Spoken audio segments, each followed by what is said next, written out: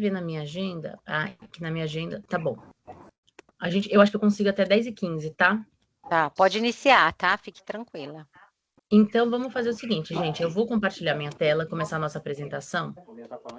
E vocês fiquem... Abrir o microfone. Nesse momento, eu vou pedir para todo mundo fechar. Mas aí, a partir do momento que vocês querem fazer uma pergunta, levantar a mão e falar, fazer algum comentário, pode ficar à vontade.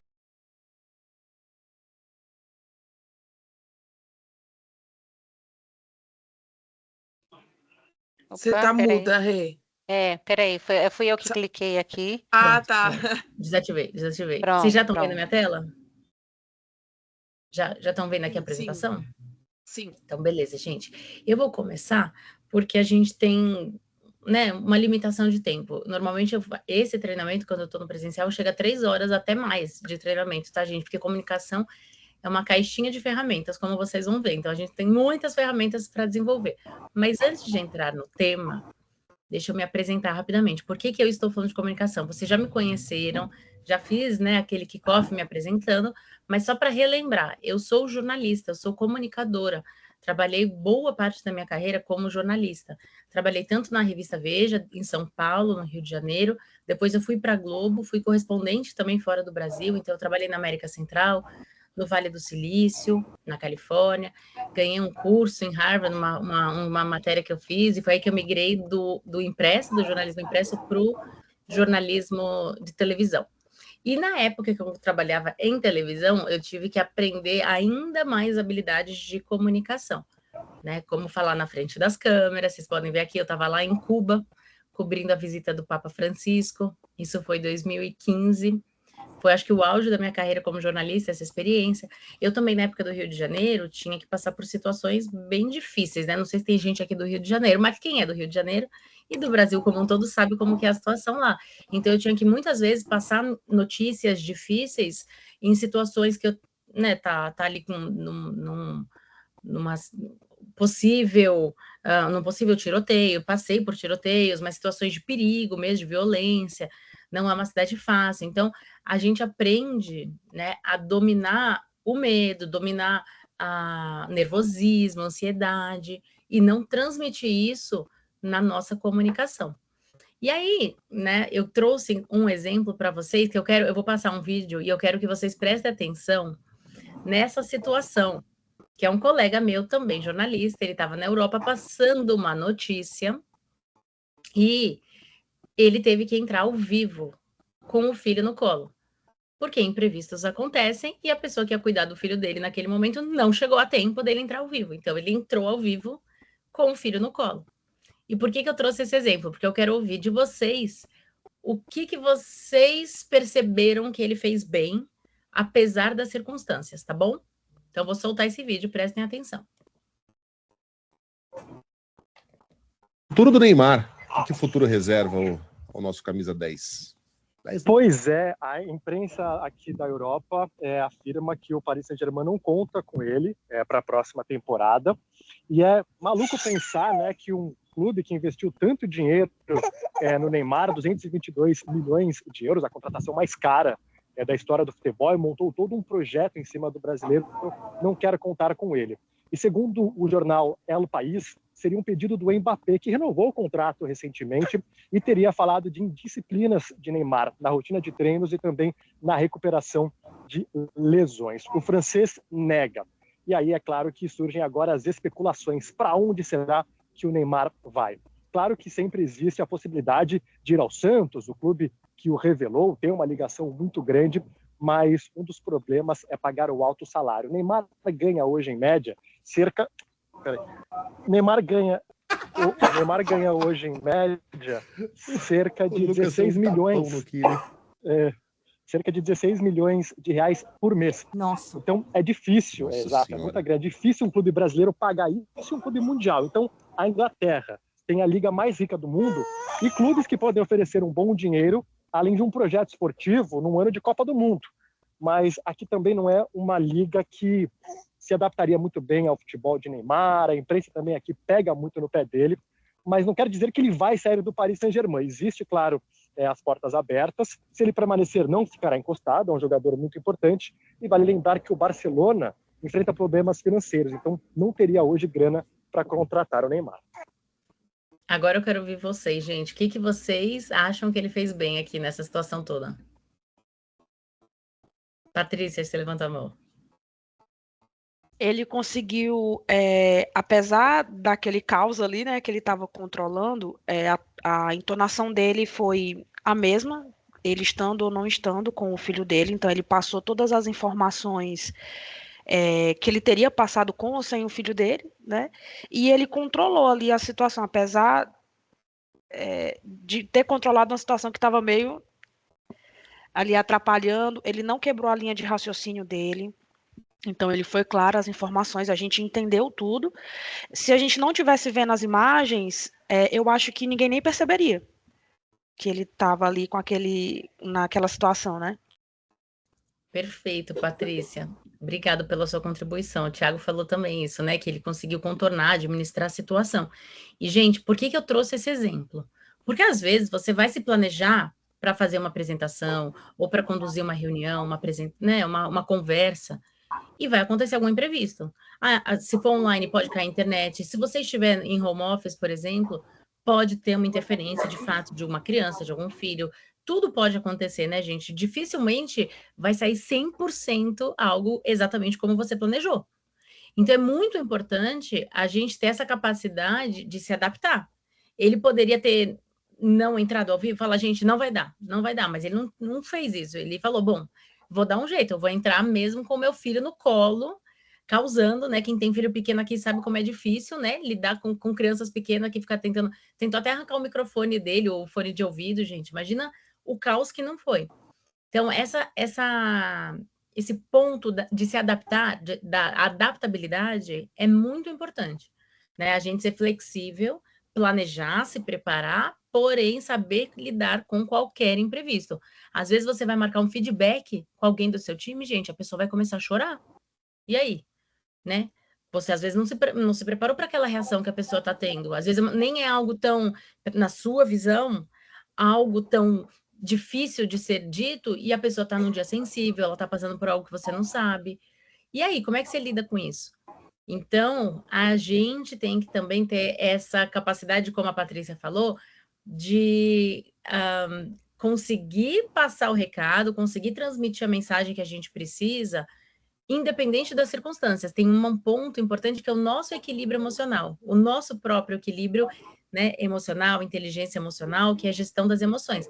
Quantas e quantas vezes, gente, eu não precisava entrar ao vivo, e eu também com um bebê pequeno em casa, né, assim, num caos completo. Era assim a minha vida. E as pessoas iam falar, nossa, você estava tão plena, passando a notícia. Você não imagina, meu cachorro de um lado querendo morder meu pé, minha meia, sabe? A minha filha era nenenzinha quando eu morava no Panamá, chorando, querendo que eu amamentasse. Quando caiu o avião da Chapecoense, eu lembro que foi um dia muito... Vocês devem lembrar, né? Na Colômbia, era a minha região. Foi um dia muito, muito caótico, assim. E eu dando notícias de colegas que, inclusive, estavam no avião. Foi muita tensão. E aí, quando a gente também, né? Todo mundo é ser humano, tem emoções. Vai ter situações que, às vezes, você próprio não vai conseguir controlar a sua emoção, que vai ser mais difícil. Mas o máximo possível que a gente puder é importante. A gente observar isso e saber que é importante do nosso lado, especialmente nós que já somos líderes. Então, a gente já tem uma responsabilidade maior sobre isso, a gente tem que ter um controle emocional muito grande, né? E manter a segurança é desafiador. Leilane, obrigada, viu? Segurança psicológica, várias pessoas colocando aqui. Obrigado, tá, gente? Eu vou mostrar mais um exemplo agora para vocês. Eu trouxe 2 vídeos, tá? Nesse início, porque a gente não tem um tempo super longo. Esse próximo vídeo aqui que eu trouxe para vocês, eu imagino que vocês conhecem esse cara aqui, né? Ele é um dos médicos, se não o médico mais famoso do Brasil, o Drauzio Varella. E o Drauzio, apesar de ser médico, né, uma pessoa mais técnica, ele tem uma característica que eu admiro muito. Eu quero saber se vocês vão prestar atenção e perceber qual é essa característica. Eu vou deixar o vídeo dele quando, no ano passado, a gente teve aquele problema do metanol. Vocês lembram do metanol? Que ninguém podia beber mais álcool, morria de medo? Olha esse vídeo do Drauzio. Do metanol na bebida que você vai tomar. Não dá para reconhecer, de jeito nenhum. O cheiro dele é o cheiro de álcool. Não tem cor, não provoca nenhuma mudança que a gente possa perceber. Infelizmente, você só vai perceber quando surgirem os primeiros sintomas. Eles podem aparecer rapidamente, logo depois da ingestão, e podem levar aí 12, 24 até 48 horas. Todo mundo sabe como é uma ressaca comum, não é? A gente já passou por isso. A ressaca de uma bebida que contém metanol pode ser diferente. Ela costuma dar cólicas abdominais intensas, visão borrada, pontos luminosos assim que a gente enxerga, e muitas vezes falta de ar, a respiração fica ofegante. E a cognição pode ser alterada, pode surgir confusão mental. E aí, gente? Vocês entenderam o que ele... Enfim, tudo que ele trouxe ali? O que ele explicou sobre esse problema que a gente estava enfrentando? Alguém quer arriscar? Dizer o que ele fez bem aqui?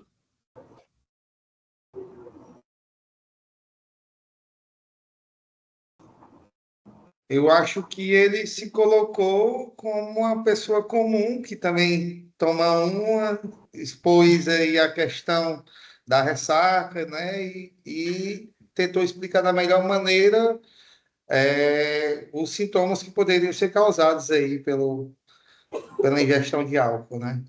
Foi o que eu entendi. Perfeito, Igor.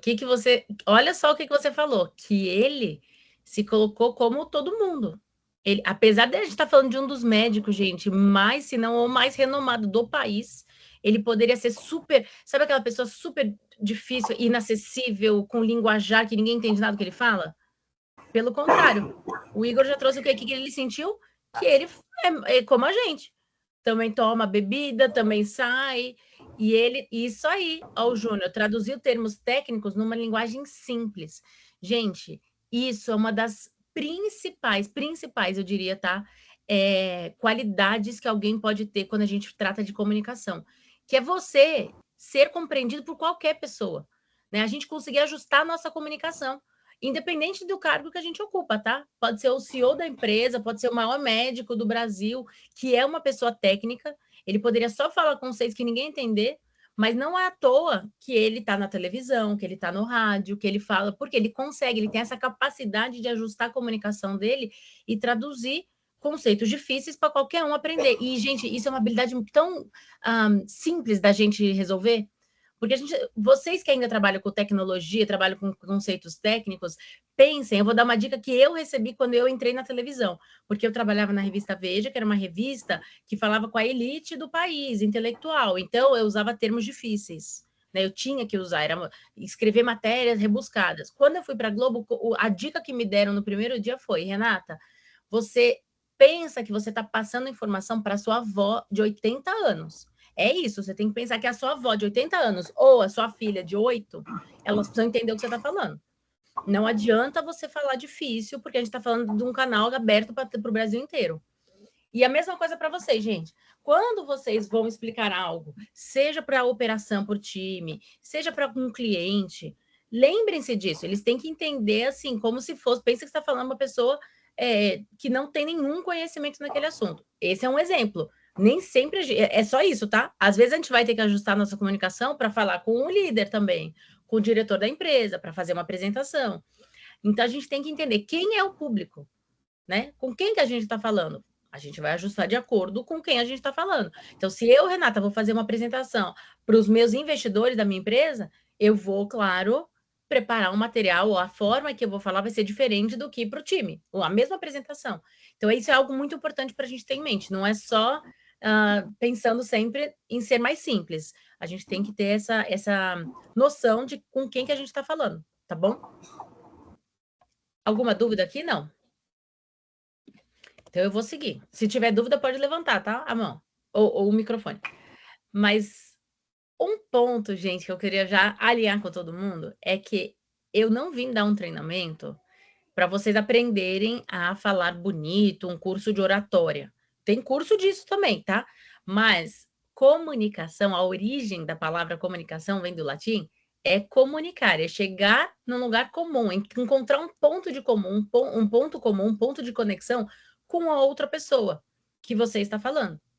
Então, ser uma pessoa que se comunica bem, não necessariamente uma pessoa que vai apresentar o telejornal na Globo, mas sim uma pessoa que consegue se conectar com as outras. Então, gente, a boa notícia é que todo mundo aqui pode sair hoje, a partir de hoje, já com aprendizados para melhorar a comunicação interna mesmo, com o time de vocês, né? Com a empresa, até na vida pessoal, tá, gente? Porque muitas vezes que a gente fala, foi um problema de comunicação. Eu falei A, a pessoa entendeu B e fez tudo errado. E aí, o que acontece? A gente transfere a responsabilidade para outra pessoa. Aí eu falei o que precisava ter sido falado. Ela que não entendeu. De quem que é a culpa, gente? Se você falou algo e o outro lado não entendeu, a culpa é só da outra pessoa? Ou é você que não soube comunicar o que precisava ser comunicado da forma que aquela pessoa entenderia e encontraria esse ponto de conexão? Faz sentido o que eu tô falando? Então vamos pensar nisso. Por isso que cabe a nós aprender a passar a mensagem da forma certa, tá bom? E olha só, eu trouxe rapidinho para vocês um dado do LinkedIn com mais de 800 milhões de usuários. O LinkedIn é aquela rede social corporativa. Quem tiver pode até me adicionar. Comunicação, gente, ficou em primeiro lugar entre as habilidades mais importantes no mercado de trabalho. Independente da empresa, independente do setor, é a habilidade mais demandada em todos os recrutadores do mundo, tá? Vem antes de programação, análise de dados, vendas. Comunicação está em primeiro lugar. E quando a gente olha para o dado da nossa plataforma, sabe aquela ferramenta que vocês fizeram de competências? Só pegando a camada de liderança, a gente pegou mais de 3 mil líderes da plataforma. Comunicação está entre as piores notas. As 3 piores notas é comunicação. Ou seja, ao mesmo tempo que é uma habilidade muito requisitada, muito importante, ainda é um gap muito grande que as pessoas precisam desenvolver. Por isso que a gente está aqui hoje, porque a gente precisa desenvolver, precisa olhar para essa habilidade, tá? Como eu falei no início, não é uma habilidade única, tá? É uma caixa de ferramentas. Quando a gente fala de comunicação, a gente está falando de escuta ativa, que eu vou entrar para vocês entenderem o que é escuta ativa, mas 60% da comunicação vem da nossa escuta, 40% é a fala. Então, escutar, gente, é mais importante muitas vezes do que falar. Tem a comunicação não verbal, que a gente esquece, mas tudo em nós comunica, os nossos gestos, o nosso rosto, as nossas expressões, a nossa vestimenta, tudo comunica, gente, tudo. Se eu tô com uma camiseta, com uma mensagem escrita, eu posso abrir a boca, mas já chegar com uma mensagem, sei lá, né, de alguma coisa que eu acredito, tá lá escrito, estampado na minha camiseta, eu tô passando uma mensagem. Então, a gente tem que ter consciência de toda a comunicação não verbal também que envolve a nossa pessoa. Outra coisa, feedback, que a gente já vai entrar já. É uma ferramenta muito poderosa de conexão com as pessoas, de evolução das pessoas que trabalham com vocês, né? De trabalho em equipe mesmo, de fortalecimento de vínculo com as pessoas. Então, esse one-on-one, que é a conversa individual e feedback contínuo, é uma ferramenta também de comunicação muito importante, por isso que eu vou aprofundar hoje. Depois, clareza, consistência. Vocês falaram do Drauzio, né, que ele consegue falar e se aproximar das pessoas, mas ele é muito claro também. Ele traz muita clareza, né? Então, isso é uma questão de treino. Você precisa dar um recado, fazer um treinamento, treina antes, gente. Treina dentro de casa, treina sozinho, grava, se olha. Você se olhar, né? Então, se você gravou ali o que você precisa, você vai ver, puxa, falei 10 vezes a mesma palavra. Ou dei um monte de volta para falar um negócio que eu podia ter falado em 1 minuto, demorei 5 minutos para falar, 10 minutos para falar algo. Então, essa questão de clareza, objetividade, tem a ver com treino e preparo. Quanto mais a gente treinar e se preparar, mais a gente vai ter uma narrativa envolvente, que as pessoas não vão se perder, que as pessoas não vão, ai, meu Deus, já entendi, ou ai, não estou entendendo mais nada, tá bom? E capacidade de lidar com conversa difícil. A gente tem um horror, né? um medo de ter conversa difícil. Não vamos ter mais esse medo. Eu vou dar uma técnica para vocês, gente. São 4 letrinhas. Vou ensinar 4 letrinhas para qualquer conversa difícil que vocês precisem ter na vida. Vocês vão me lembrar de mim, eu espero, e vão lembrar